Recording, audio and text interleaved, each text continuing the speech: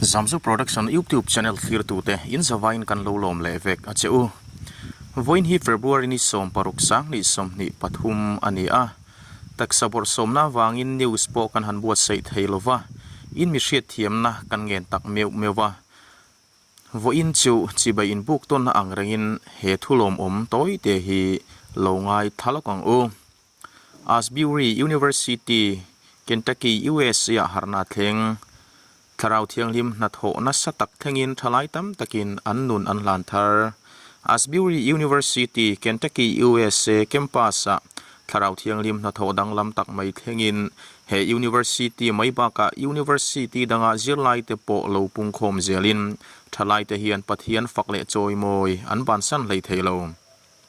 Asbury University hian February ni riat khan an campus chunga an chapel a ti dan phungpa ngai dar kar somrik main anin mukhoma sual thupa choina le tongtai na hun an manga ma se heminia an hun man hi adang lam tatlat mai zirlai rual jet te chu mai cham ma an kal khoma an tongtraya an hun kharna na fakna hla an sak chu mak tak main thlaraw thiang lim alo thlenga an top theita reng lo mai zirlai ten chapel an chuasan thei to lo Asbury University Professor chuan heti hian asoya Asbury Theological Seminary a hian zirtirna kape a thom ka hriat chuan eng thil nge chapela thleng hriat ka du awangin ka kalta vata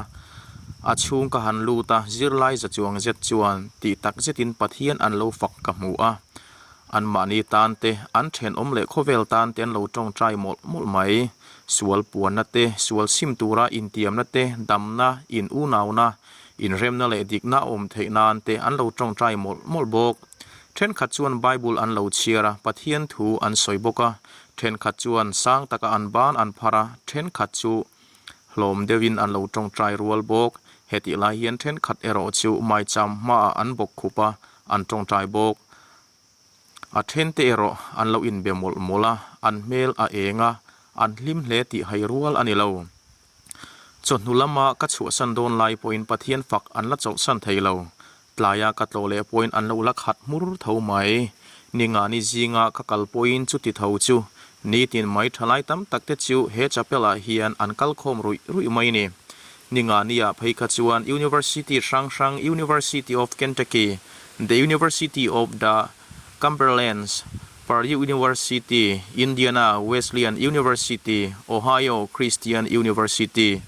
Transylvania University Midway University Lee University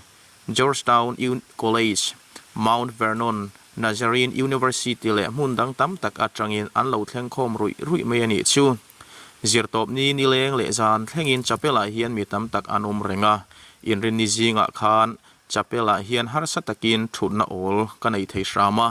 tlai lo ni meu chuan chapela leng lo mi puyan lo pung khom zui zel bok tlai tin zirlai le midang dang lo pung khom te chu zan khuwa tong trai turin an lo pung khom thinani ti in thil then dan le amu dan te he university a thok mek professor chuan a soi tuna hian zirlai zirtir tu khotwala ko san shroi tu le seminary a zirlai te chuan pathian pakazai le tong train hun an mang thina he harhna chim du le mudu hian nu le pa ten an fa te zirna mun hi an pan khom na sa hle social media lama po he university a thil thleng hi adat na sa hle bok Asbury University hi private Christian University Wilmore Kentucky ani a he university a hian kum sang kha zakwa somsaria po khan harhna alo thleng to nge he harhna hi na sa zoka a alzel theinan i tong tayang u he thu hi Christian Outlook atanga kan lak ani e